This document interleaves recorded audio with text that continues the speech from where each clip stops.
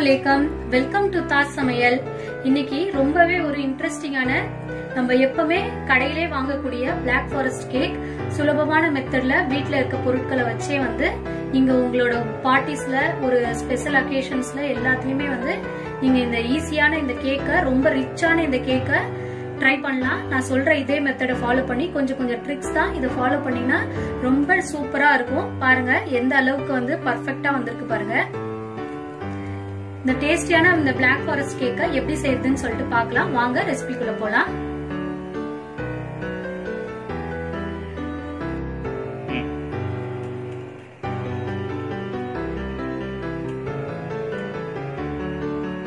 இந்த black forest கேக்கை cut பண்ணி காட்டுறேன். பாருங்க, நல்லா அந்த லேயர்ஸ் பாருங்க எவ்வளவு சாஃப்டா. கட் பண்ணும் போதே உங்களுக்கு தெரியும் எந்த அளவுக்கு சாஃப்டா இருக்குன்ட்டு. நம்ம கடையில வாங்கும்போது பாத்தீங்கன்னா இந்த அளவுக்கு லேயர் போட்டு நமக்கு கொடுக்க மாட்டாங்க. நம்ம வீட்லயே செய்யறதால பாத்தீங்கன்னா நிறைய லேயர்ஸ் போட்டு நம்மளுக்கு விருப்பத்துக்கு ஏற்ற மாதிரி நம்ம எடுத்துக்கலாம். பாருங்க,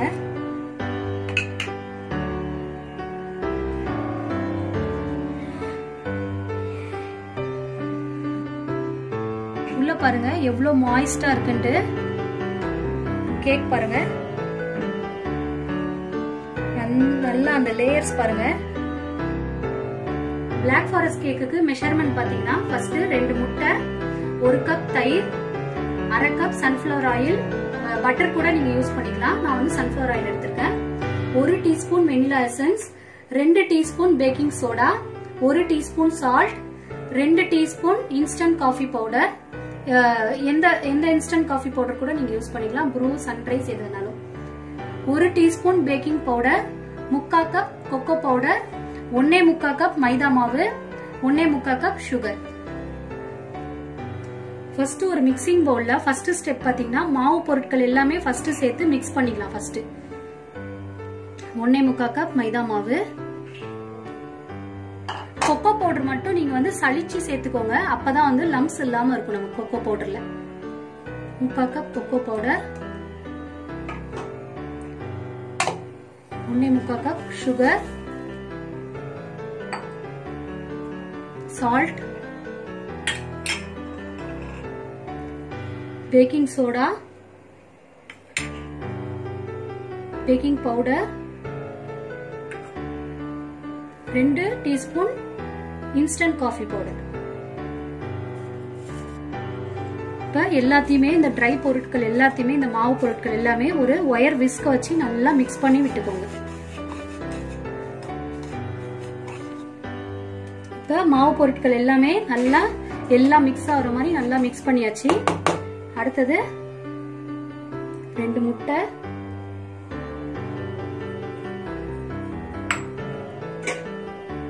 1 கப் தயிர்,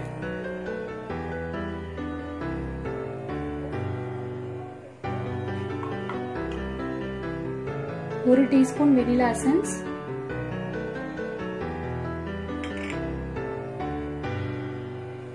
1/2 கப் ஆயில்.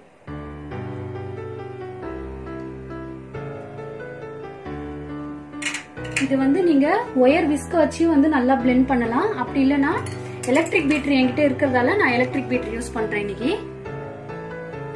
நல்லா அந்த லோ ஸ்பீட் 1ல வச்சு நல்லா பீட் பண்ணிக்கோங்க. ரொம்ப மாவு பொருட்கள் சேர்த்தோன்னே ரொம்ப மிக்ஸ் பண்ணக்கூடாது, ஓவர் மிக்ஸ். ஸ்பீட் 1ல வச்சு நல்லா பீட் பண்ணிக்கோங்க.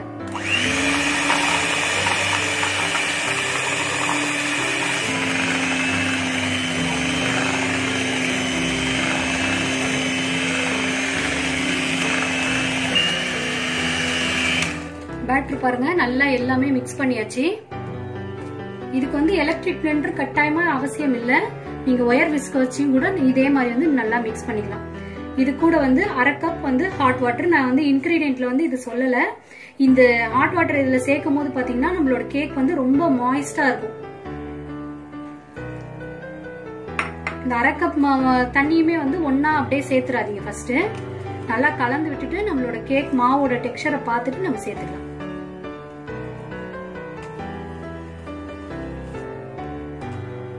நம்மளோட ரிச்சான சாக்லேட் பேட்டர் ரெடி ஆயிடுச்சு. இப்ப நான் கேக் டீன் லைன் பண்ற மெத்தட் உங்களுக்கு சொல்றேன். கேக் டின்ல ஃபர்ஸ்ட் நமக்கு கேக் டின்னோட லெவலுக்கு ஏத்த மாதிரி வந்து ஸ்கொயர் ஷேப்ல வந்து ஃபர்ஸ்ட் நம்ம வந்து ஒரு பட்டர் பேப்பர் வந்து கட் பண்ணிக்கோங்க. கட் பண்ணிட்டு ஈஸி தான் ரொம்ப, இது நாலா இது மாதிரி மடிச்சிட்டு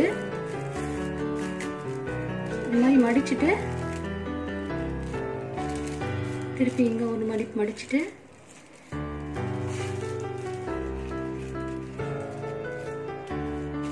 மடிச்சீங்கன்னா சென்டர் பாயிண்ட் வச்சுட்டு நீங்க இங்க எது வரைக்கும் வருதோ அது வரைக்கும் அப்படியே கட் பண்ணிக்க வேண்டியதுதான். அவ்வளவுதான்.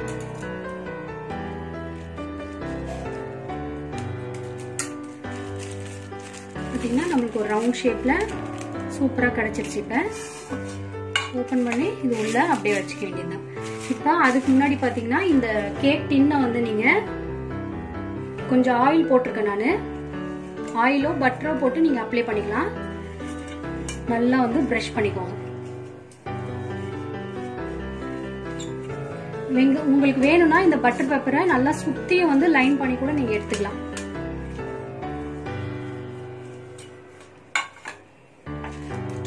நடுவுல இந்த பட்டர் பேப்பர் அப்படியே ஃபிக்ஸ் பண்ணிட வேண்டியதான். இப்ப நான் இந்த பேட்டரை ஃபுல்லா வந்து இதுல ஊத்தி நான் பேக் பண்ண போறதுல 3 பேட்சா இதே பேட்டரை பாத்தீங்கன்னா வந்து நான் 3 பேட்சா பிரிச்சு பேக் பண்ண போறேன். ஏன்னா நமக்கு வந்து கட் பண்ணாமலே வந்து நம்ம கேக் வந்து அப்படியே லேயர் போடலாம். நமக்கு ஈஸியா இருக்கும் இந்த மெத்தட்ல நீங்க செய்யும் போது. நீங்க ஒரேடியா பேட்டர் ஊத்தியும் வந்து பேக் பண்ணலாம். ஆனா வந்து நீங்க வந்து அது கட் பண்ணி நீங்க வந்து அதுக்கப்புறம் வந்து ஐசிங் பண்ற மாதிரி வரும். அதுக்கு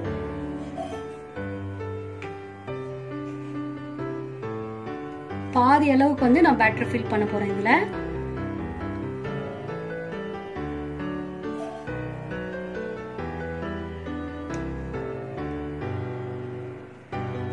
நான் ஓவனை 180 டிகிரி செல்சியஸ்ல 10 நிமிஷம் வந்து ப்ரீஹீட் பண்ணிருக்கேன்.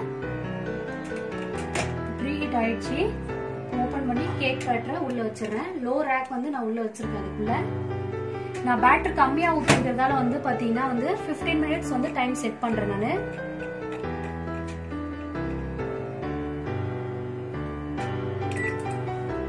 இதே மாதிரி வந்து நான் மீதமுள்ள அந்த பேட்டரி வந்து 2 பேட்சா போட்டு பேக் பண்ணி எடுத்துறேன் கேக்க நானு.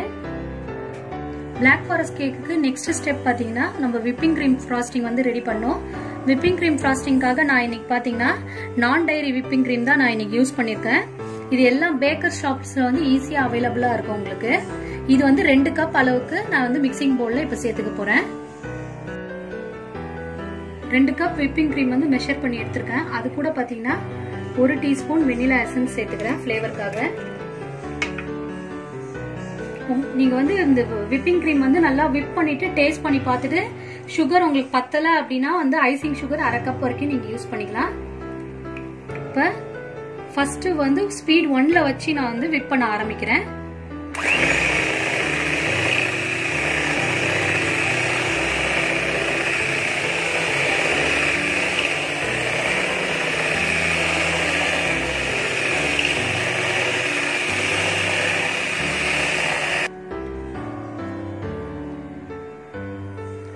சுகரோட டேஸ்ட் வந்து கம்மியா இருக்கிறதால வந்து நான் கொஞ்சமா வந்து ஐசிங் சுகர்னா ஒண்ணும் இல்ல, நீங்க வந்து சர்க்கரையை வந்து நல்லா வந்து மிக்சியில போட்டு நல்லா பொடி பண்ணிட்டு சலிச்சு நீங்க வந்து சேர்த்துக்கலாம். நீங்க இதுக்குன்னு தனியா வந்து ஐசிங் சுகர் வாங்கணும்னு இல்லை உங்களுக்கு.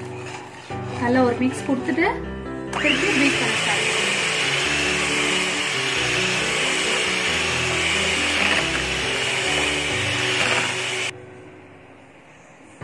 பாருங்க முன்ன எந்த அளவுக்கு லூஸா இருந்தது நம்மளோட கன்சிஸ்டன்சி விப்பிங் கிரீம். இப்ப பாருங்க எவ்வளவு திக்கா இருக்கு.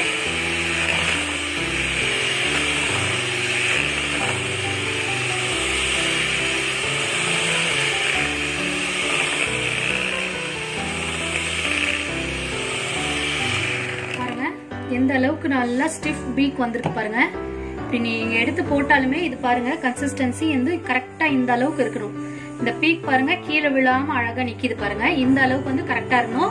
நீங்க ரொம்ப ஓவர் பீட் பண்ணாலுமே வந்து வெண்ணெய் தனியா பிரிஞ்சிடும் நமக்கு. இந்த அளவுக்கு ஸ்டிஃப் பீக் வந்த உடனே வந்து நீங்க ஸ்டாப் பண்ணிடணும். விப்பிங் கிரீம் ஃப்ராஸ்டிங் ஃபினிஷ் ஆயிடுச்சு. இப்ப பாத்தீங்கன்னா ஃப்ரெண்ட்ஸ் நம்ம வந்து கேக் வந்து அசம்பிள் பண்ற டைம் வந்துருச்சு. நம்மளோட மாய்ஸ்டான சாக்லேட் கேக், ரிச்சான சாக்லேட் கேக் எவ்வளவு சூப்பரா ரெடி ஆயிருக்கு பாருங்க. எவ்வளவு சாஃப்டா இருக்கு பாருங்க. அதே மாதிரி வந்து நான் மூணு பார்ட்டா பிரிச்சு நான் சொல்ற மாதிரி வந்து பேக் பண்ணி எடுத்துட்டேன். நானு மேல வந்து லெவல் பண்றதுக்காக வந்து கொஞ்சமா வந்து ட்ரிம் பண்ணி எடுத்துருக்கேன். அதே மாதிரி வந்து செரிஸ், அந்த சுகர் கோட்டட் செரிஸ்ன்னு சொல்லிட்டு வரும் பாருங்க, கேண்டு செரிஸ் நான் யூஸ் பண்ணல. அந்த சுகர் கோட்டட் செரிஸை தான் வந்து சின்னதா வந்து கட் பண்ணி வச்சிருக்கேன்.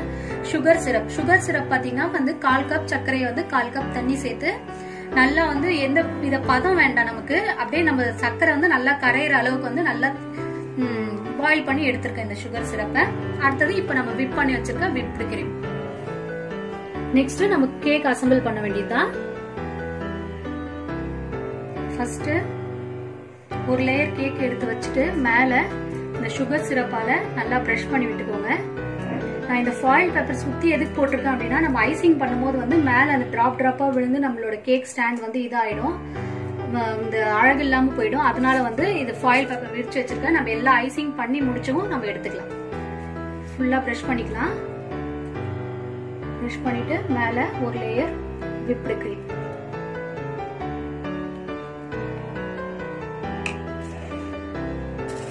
பேலட் நைஃப் வச்சு லெவல் பண்ணி விட்டுக்கோங்க.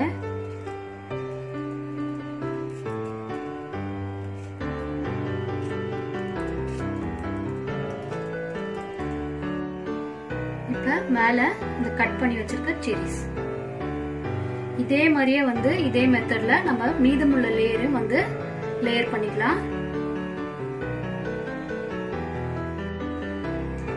பாத்தீங்கன்னா ஐசிங் வந்து நான் ஒவ்வொரு கேக்குமே வந்து லேயரா அதே மெத்தட்ல செஞ்சு ஃபுல்லா ஐசிங் பண்ணியாச்சு. இப்ப பாத்தீங்கன்னா இது டார்க் சாக்லேட் பிளேக்ஸ் வந்து நல்லா துருவி எடுத்திருக்கேன். நான் டார்க் சாக்லேட் காம்பவுண்ட் சாக்லேட் வந்து நல்லா துருவிட்டு, நீங்க ஒரே ஒரு டிப் என்னன்னா, நீங்க வந்து ஃப்ரிட்ஜ்ல கொஞ்ச நேரம் வச்சிட்டீங்கன்னா நல்லா அந்த பிளேக்ஸ் வந்து நல்லா உதிரியா வரும். உங்களுக்கு எந்த அளவுக்கு பிடிக்குமோ அந்த அளவுக்கு வந்து மேல போட்டு விடுங்க.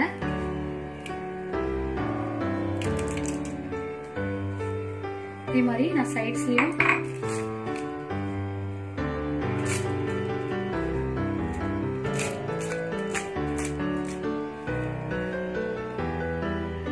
பாருங்க, சுத்தியும் வந்து இந்த டார்க் சாக்லேட் பிளேக்ஸ் வந்து அழகா போட்டு விட்டுட்டேன். அந்த சுத்தி வச்சிருக்க அந்த ஃபாயில் ராப் எல்லாமே அழகா அப்படியே அழகா எடுத்து விட்டேன். இங்க பாருங்க, எதுவுமே இல்லாம கிளீனா இருக்கு பாருங்க நம்மளோட போர்டு. இப்ப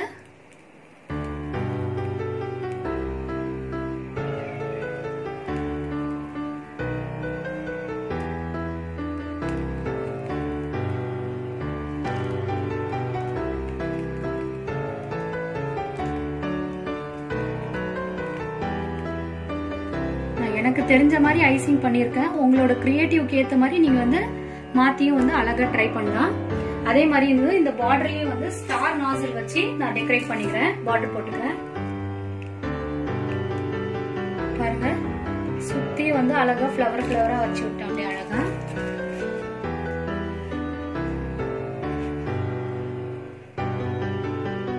மேல அழகுக்காக சரி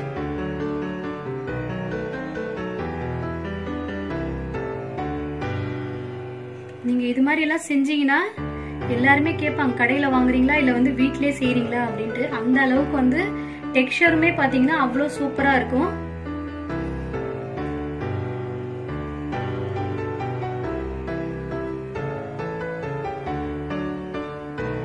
பாருங்க ஃப்ரெண்ட்ஸ், அவ்வளவுதான். எனக்கு தெரிஞ்ச அளவுக்கு நான் ஐசிங் பண்ணி இதுவே பாருங்க எவ்வளவு அட்ராக்டிவா இருக்குன்ட்டு. இந்த ரொம்ப டேஸ்டியான இந்த பிளாக் ஃபாரஸ்ட் பாருங்க, இன்னும் உள்ள கட் பண்ணி பார்க்கும்போது பாத்தீங்கன்னா அவ்வளவு மாய்ஸ்டா இருக்கும். நீங்க ட்ரை பண்ணி பார்த்தா தான் கண்டிப்பா உங்களுக்கு தெரியும். கடையில வாங்குறத விடவே வந்து ரொம்ப பெட்டர் டேஸ்ட்லயே இருக்கும். இந்த ரிச் அண்ட் டேஸ்டியான இந்த பிளாக் ஃபாரஸ்ட் கேக்க கண்டிப்பா உங்க வீட்ல நீங்களும் ட்ரை பண்ணி பாருங்க ஃப்ரெண்ட்ஸ். ட்ரை பண்ணி பார்த்துட்டு எப்படி இருக்குன்னு சொல்லிட்டு எனக்கு ஃபீட்பேக் பண்ணுங்க. இந்த ரெசிபி உங்களுக்கு பிடிச்சிருந்துச்சுன்னா தாஸ் சமையலை லைக் பண்ணுங்க, கமெண்ட் பண்ணுங்க. மறக்காம எங்க சேனலுக்கு சப்ஸ்கிரைப் பண்ணுங்க. சப்ஸ்கிரைப் பண்ணிட்டு கூடவே இருக்க பெல் ஐகானை கிளிக் பண்ணுங்க. அப்பதான் நான் போடுற வீடியோஸ்லாம் உங்களுக்கு உடனுக்குடனே வந்து சேரும். பாய் ஃப்ரெண்ட்ஸ், நம்ம அடுத்த வீடியோல சந்திக்கலாம்.